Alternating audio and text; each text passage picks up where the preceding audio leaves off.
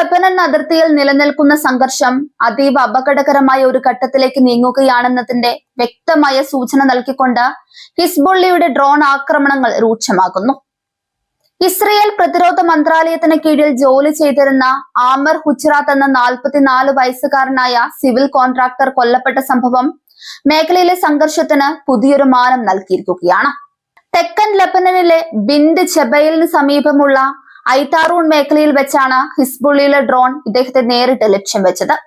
ഹിസ്ബുള്ളിയുടെ അടിസ്ഥാന സൗകര്യങ്ങൾ തകർക്കുന്നതിനുള്ള പ്രവർത്തനങ്ങളിൽ ഏർപ്പെട്ടിരുന്ന എക്സ്കവേറ്ററിന് നേരെയാണ് ആക്രമണമുണ്ടായത് എന്നത് ഇതിന്റെ ആസൂത്രണം വ്യക്തമാക്കുന്നുണ്ട്.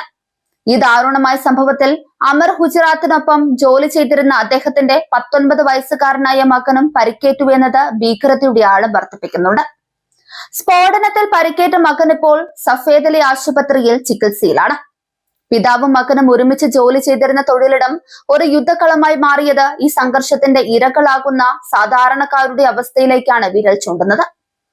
മിസൈലുകൾക്കും റോക്കറ്റുകൾക്കും അപ്പുറം കൃത്യതയേറിയ ഡ്രോണുകൾ ഉപയോഗിച്ച് വ്യക്തികളെയും വാഹനങ്ങളെയും ലക്ഷ്യം വെക്കാനുള്ള ഹിസ്ബുള്ളിയുടെ ശേഷി ഇസ്രയേൽ പ്രതിരോധ സേനയ്ക്ക് വലിയ വെല്ലുവിളിയാണ് ഉയർത്തുന്നത്.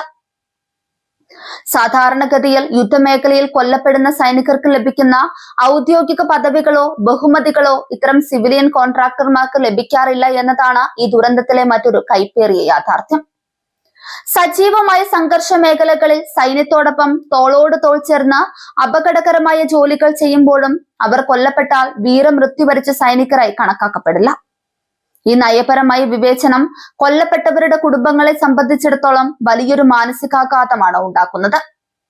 ഇസ്രയേൽ പ്രതിരോധ മന്ത്രാലയത്തിന്റെ പദ്ധതികൾക്കായി ജീവൻ പണയപ്പെടുത്തി പണിയെടുക്കുന്ന സാധാരണ തൊഴിലാളികൾ യുദ്ധത്തിന്റെ അദൃശ്യമായ ഇരകളായി മാറുകയാണ്.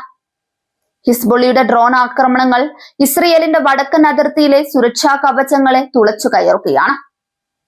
കുറഞ്ഞ ഉയരത്തിൽ പറക്കുന്ന ഇത്തരം ഡ്രോണുകളെ റഡാർ സംവിധാനങ്ങൾ ഉപയോഗിച്ച് കണ്ടെത്തുക എന്നത് പലപ്പോഴും പ്രായോഗികമാക്കാറില്ല. ഇതാണ് ഹുജ്റാത്തിനെ പോലെയുള്ളവർക്ക് വിനയായത്.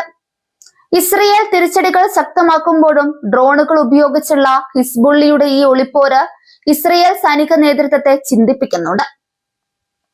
കേവലം അടിസ്ഥാന സൗകര്യങ്ങൾ തകർക്കുക എന്നതിലുപരി അവിടെ ജോലി ചെയ്യുന്ന മനുഷ്യരെ ലക്ഷ്യം വെക്കുന്നതിലൂടെ ഒരു ഭീതിയുടെ അന്തരീക്ഷം സൃഷ്ടിക്കാനാണ് ഹിസ്ബുള്ള ശ്രമിക്കുന്നത്. ലെബനൻ അതിർത്തിയിലെ ഈ പുകച്ചിൽ ഒരു പൂർണ്ണ തോതിലുള്ള യുദ്ധത്തിലേക്ക് പരിണമിക്കുമോ എന്ന ആശങ്കയിലാണ് ലോകരാജ്യങ്ങൾ. അമർ ഹുജ്റാത്തിന്റെ മരണം കേവലം ഒരു വ്യക്തിയുടെ നഷ്ടമല്ല, മറിച്ച് മാറുന്ന യുദ്ധതന്ത്രങ്ങളുടെയും സാധാരണക്കാരുടെ അരക്ഷിതാവസ്ഥയുടെയും സാക്ഷ്യപത്രമാണ്.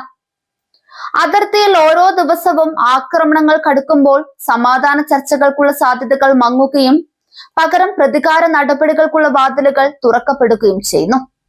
വരും ദിവസങ്ങളിൽ ഇസ്രയേൽ ഇതിന് ശക്തമായി മറുപടി നൽകുമെന്ന് ഉറപ്പാണ്. ഇത് മേഖലയിലെ സംഘർഷത്തെ കൂടുതൽ സങ്കീർണമാക്കും.